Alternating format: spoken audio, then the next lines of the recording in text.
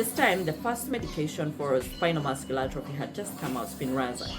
And it was on 2016 Christmas Eve. And he told me this hospital we are in is not a center to give it yet. We are going to send those results to Seattle Children. And so your initial examination will be a call from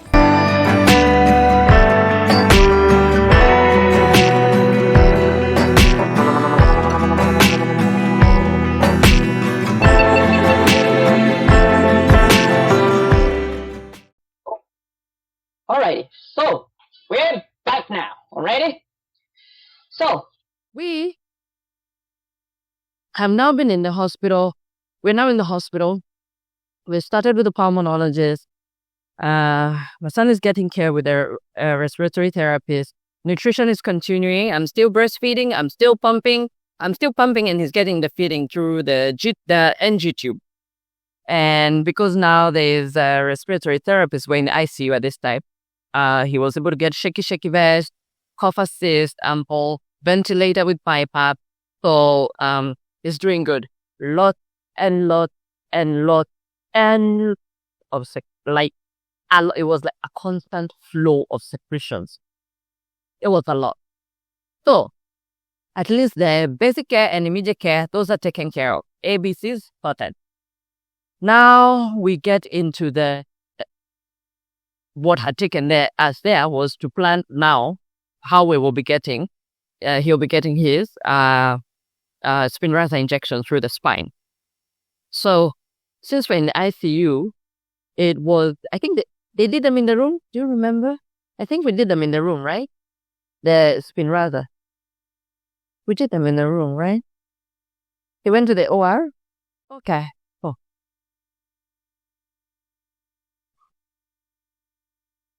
So we finally got the whole team, got to meet the doctor who called us, Dr. Apcon, wonderful doctor. And that's when we got to meet our pulmonologist, Dr. Strigo, wonderful doctor. I am not sure if I can express my gratitude to my son's healthcare team, each and every one of them, and they know themselves up at Seattle Children. Those providers are absolutely stellar, fantastic. So when we now are able to plan for Spinraza, get all it takes a few days to get the, insurance paperwork done, all those things. And so comes day one, you get 4 loading doses, I think each a week apart. And then after those 4 loading doses each week, you go to every 4 months for maintenance. Okay. So we stayed in the hospital for those 4 loading doses. And because it's done in the spine, it's a new client, he used to go to the theater. Man, those were rough days. Very emotional because my baby's getting medication or therapy first. And then with all these many new things, off he goes to the OR. I won't be able to see him. Those were rough days. Meanwhile, please remember, I'm not working. So I had a couple of many paychecks which were $0, like zero, nada, sufuri, nenge, like nothing, $0. Do you think bills wait? For all this time, I have all these things that are playing in my head. I have to find I'm not working also, and I had used up all my PTO for maternity leave, and so everything is just falling apart slowly. That my son is well, he's in good care, and so I had to be present at this time, and those things sorted themselves out in a large part because of my family. My family rallied around me, made sure we were fed, made sure bills were paid. They all collected together, and that is how we were able to keep a roof over our head. Also, my paychecks were $0 because I had to be in hospital because you have to learn so many things at the same time. So goes in, gets Spinraza dosing. At this time, breathing is primarily through BiPAP, and his hands and legs, we just have a little bit of toe and finger movement, very slight. elbows, knees, thighs, all those things out. Neck out, nothing. All those muscles are quiet. And so he goes get loading those. Now, in my head, because I do know that if you don't move it, you lose it. Every single day, I used to give my baby a bath, and every single day, I do a full body massage from head to toe. And every single day, I would do range of motion exercises so that he doesn't get contractures. At least that much I knew, and he doesn't lose muscle bulk. Now, I started this when he was very young. As soon as I gave back to him, when I went home with him, I started this thing. I think that those are just the things that God wires in you to take care of this particular child, because I started doing bathing and then doing a full body massage and range of motion like you would do in a hospital, ankle, leg, thighs, fingers. I do serious range of motion, move the ankles, rotate. I mean, a full body workout, and he loved it. It relaxed him. I took usually about an hour, and I continued that even in the hospital, despite all the equipment. And so those were very helpful. And so all the muscles had stopped working. Those are what sustained my baby. And so when he got Spinraza, after we had lost, he only had a little bit of fingers and toes. What he was able to get quickly back. Hey, Nathan, are you doing good? Doing good. Okay. Alrighty. No? Alrighty. So what he was able to regain, and it was that quick from week 1, was a little bit of the wrists started moving. And then as they kept giving doses, we got a little bit of the hand, the elbow moving. And then we got a little bit of this. And then even though he didn't have good core strength, I would sit him up still so that he can still feel that seated up posture. And I would support his neck so that he can be able to still live. That is where we started technology early. iPad. It motivated my baby to hold his neck up because he wants to take two. It motivated him to move his fingers so he could touch the screen. It motivated him to get stronger as they kept doing range of motion, to swipe the screen. It motivated him to work on sitting up because then he had a better view of the iPad. And that's how I use technology to help work his muscles, work his core, work on his neck. And believe you me, those things took a long time to plan back.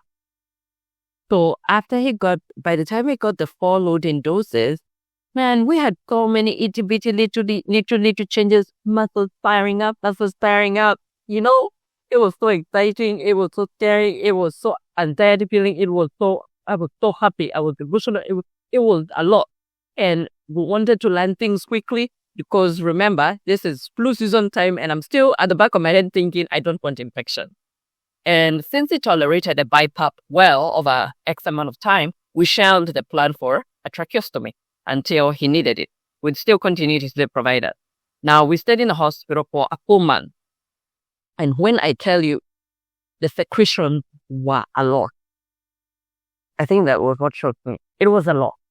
And I'm nurse, and it was a lot. Bucket and bucket and bucket. It was that. Those airways, as they got ventilated and opened back up, the alveoli, all those gunks that they had held in there were coming out, and they were a lot of secretion. He got his 4 loading doses, and so now the plan was to go to the every 4-month scheduling. We got the appointment, and we stayed in hospital until he could tolerate X amount of time off the ventilator, and he could be on the ventilator at time, and we increased the time off the ventilator. Initially, started to 5 minutes, 10 minutes, 15 minutes, and you work your way up.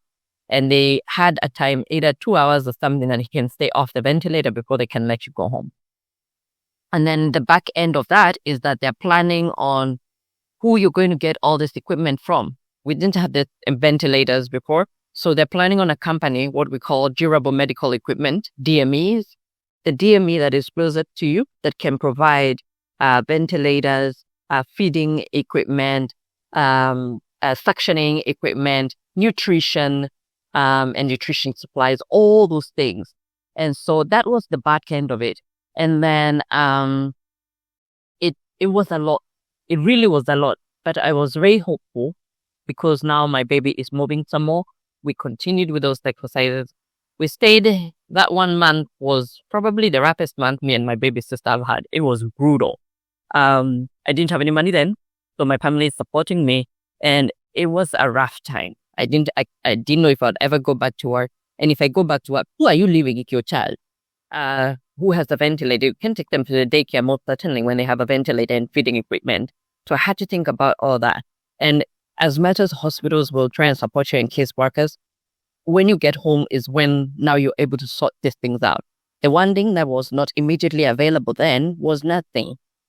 And so when I went home, I still didn't have a plan on, like an agency who will provide nurses so that my baby can be taken care of. There was a lot of very many, small things that I would learn as I went on. But we left that hospital after 1 month with a child who was regaining movement, who was more vibrant, who had more energy because he was able to sleep and he was able to breathe with a ventilator. We left that hospital optimistic and with a renewed sense of hope. Man, it was so good.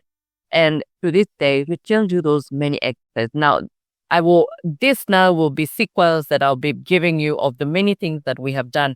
Aquatherapy, physical therapy, OT, PT. Remember, I said if you don't move it, you lose it.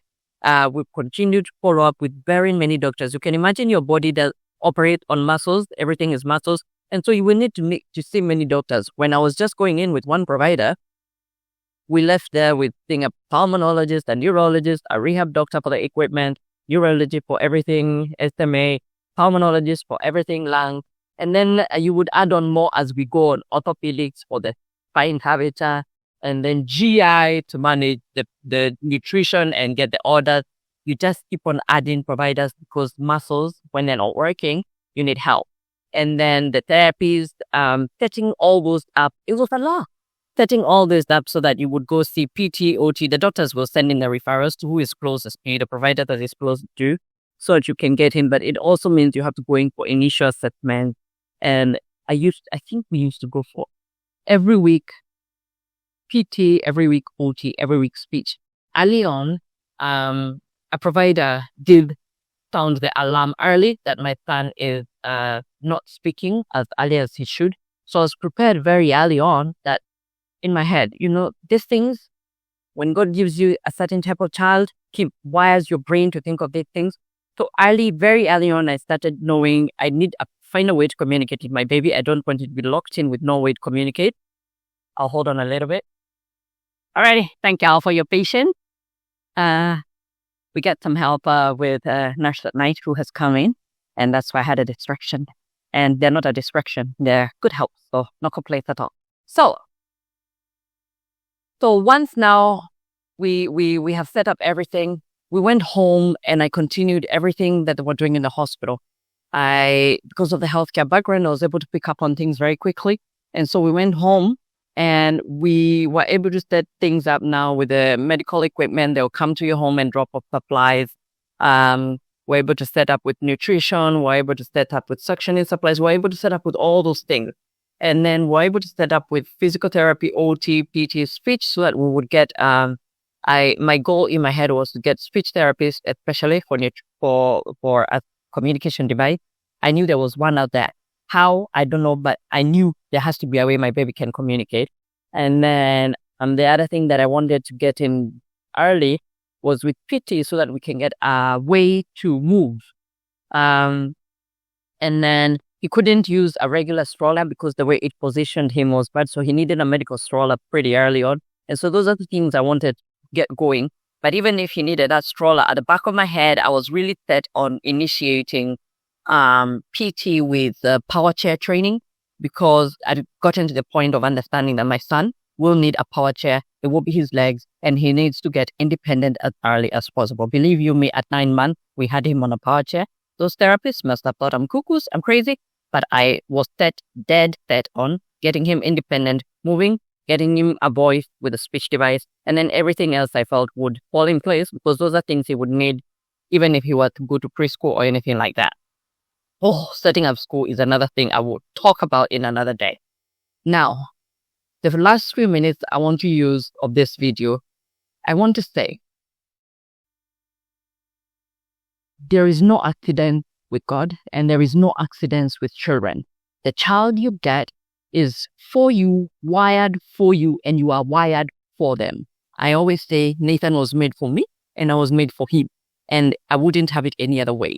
And so no matter how difficult a diagnosis is in the beginning, just keep rolling with the punches, just keep going, just keep believing, just keep hoping. And no matter what the situation, so long as you do good by your child, somehow things work out. Bills eventually got paid. I did go through very many rough patches, but things eventually do work out. So long as you have from hope, just keep going. Okay, so that's number one. Number two, it is important to keep advocating for your child or your family member. If that provider A is not getting you the answers that you want, you go to provider B, provider C until you get heard. So advocate fervently. The squeaky wheel gets the grease. You have got to get heard. And as a parent, you know, and you will find that provider who will listen and will take action. It took a while, and had they listened at week 1 or week 2, we would have gotten the diagnosis much earlier. We would have started treatment much earlier. We would have not lost as much muscle movement as we did at the time we got month 3, 4 out there. And so keep moving. I did my best, and I'm at peace with that, even though it took a while because I kept moving, I kept asking, I was so persistent with it. And sometimes you can say I'm pain in the butt, but that gave me appreciation now as a nurse for a parent who is just trying to advocate for the child to listen better, to be present better so that they can air the things. If a parent is hard, most of the time you solve their problems quite truly. If they are really hard, well. Okay? So, that's the other thing. Okay? And then the other thing I wanted to say is some of these diagnoses can be life altering, and you do need to find your village. For me, my village is my family. And even if most of the time they're not here physically, when they do visit, right, like when my baby sister visits, man, it's belief.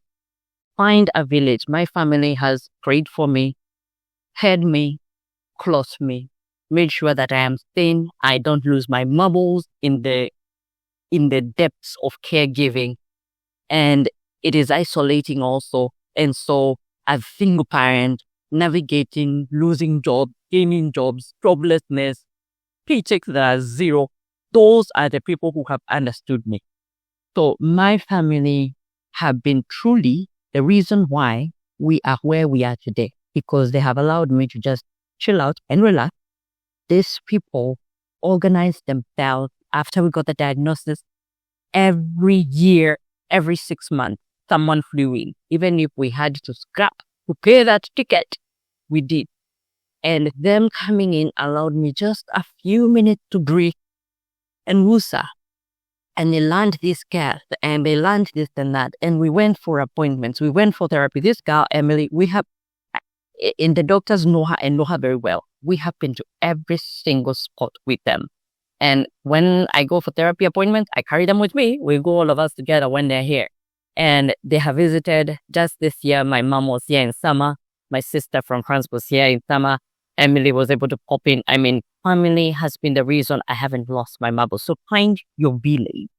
For the better part, I'm usually on my own because they're not here, nearby here. But believe you me, communication-wise, we have a family group, and that family group has allowed us and allowed me to stay thin. Now, aside my family, if you have friends who you can lean on, I lost very many friends, but I have 2 who have stuck by me for a long time. Janet Snap and Joy Malenge. Those two people, Joy has fed me. She still feeds me. If I open that freezer, there's very many bags of samosas, pilau. She has made sure I have groceries. She has paid bills. Janet has done the same, housed me, fed me, clothed me, educated, a lot of support. Those two people have been consistent and persistent to this day. And even if I don't communicate with them for X amount of time in my business, Joy and Janet will always find a way. They'll find themselves here. They'll find a way here. And I'm very thankful for those two people. So those two have been my village, quite truly. And then the other thing is my healthcare providers or my son's healthcare providers. That medical team has made my life very easy because they listen, they understand me, they care about the two of us collectively.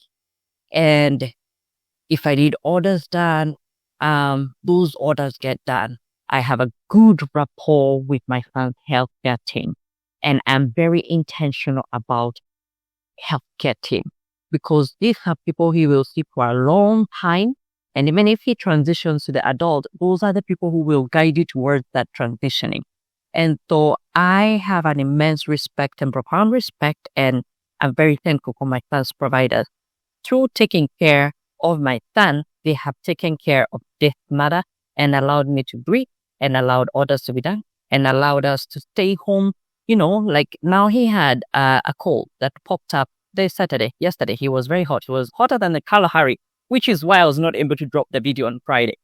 But I was able to call, get in touch with the pulmonologist, and they put in some holding orders, like chest x-ray, a viral panel, and the tracheal aspirate, so that if I stay with him at home doing the sick protocol, doing all the therapies, and I see he's not taking a turn for the better by X amount of time, I can go in, have those done outpatient instead of going in to the ER inpatient. The goal is to stay home and keep this child as home as much as we can.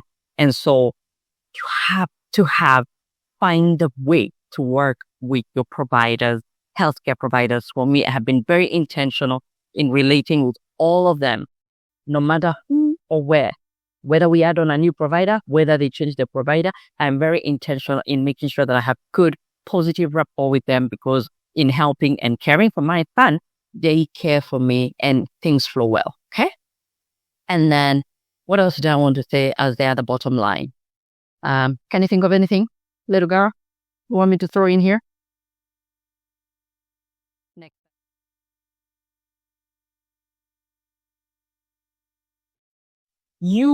This channel is part of my therapy. Some people have been asking, where has she been for the last 8 years? Therapy appointment, doctor appointment, setting up school, making sure that this little guy who you see wheeling around here is able to wheel around independently and can stay healthy. I have lived like a hermit, lived like a cave woman, lived in isolation. This channel is my way of, it's an additional branch of my village. Make sure that I stay thin, and also to spread the word about spinal muscular atrophy. It really is a rare condition. I remember statistics, 140,000. And so it's important for word to get there so that when someone is asking for support or help, they really, really, really do need it. Those days when I didn't have paychecks, I did ask for help. I did a GoFundMe and people came through for me. And so this channel is to also spread the word so that people can understand about spinal muscular atrophy. I'll be doing a lot of things of my experiences. I'll be sharing stories here and there of things that we have been going through. And so I am very thankful to each and every one of you for popping in, for listening, for subscribing, for sharing, for liking. This is another branch of my village that is helping me. These are stories. These are things that I haven't gone back to in a long time. I haven't been to those days of diagnosis. These are things that I shelved and have never gone back to. Those things that you put out there because even if you stay there, it don't help you. These are things that I haven't gone back to in a long, long, long time. And for me to be able to have gotten this point where I can give this information and not be a puddle of tears, I am very thankful because it has taken a lot of work. And I'm very thankful to each and every one of you. So my family, I am thanking you now.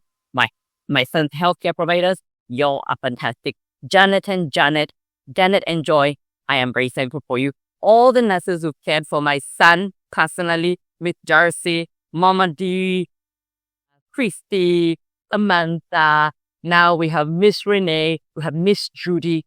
All those nurses, I am very thankful for them. My son's teachers, I am very thankful for them. Those are the village that allow me to continue grinding my job, my bosses, because I do miss out a lot of work here and there. The agency that I work for, Kim Select, I am very, very thankful for each and every one of y'all. And you know yourself, our case managers. You need case managers. Oh my God. To get through the mark of insurance, prior authorizations for equipment, medication denials, getting they are the glitch that get things moving in the background. I am very thankful to have had wonderful case managers, both through the home health agencies and the insurances. You have to learn how to multitask.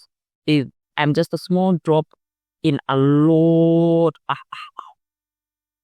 tree with very many branches and leaves that help keep Nathan grounded and rooted, at peace, and able to recharge so that he can go home. And so that was a lot. But I hope I've communicated my message. I hope you understand where we're coming from and why I am usually very excited, very happy, very thankful. I have to learn to be vibrant, keep a positive environment so that my son, he already has enough struggles out there. He already has enough struggles with disability. Don't need to be down at home.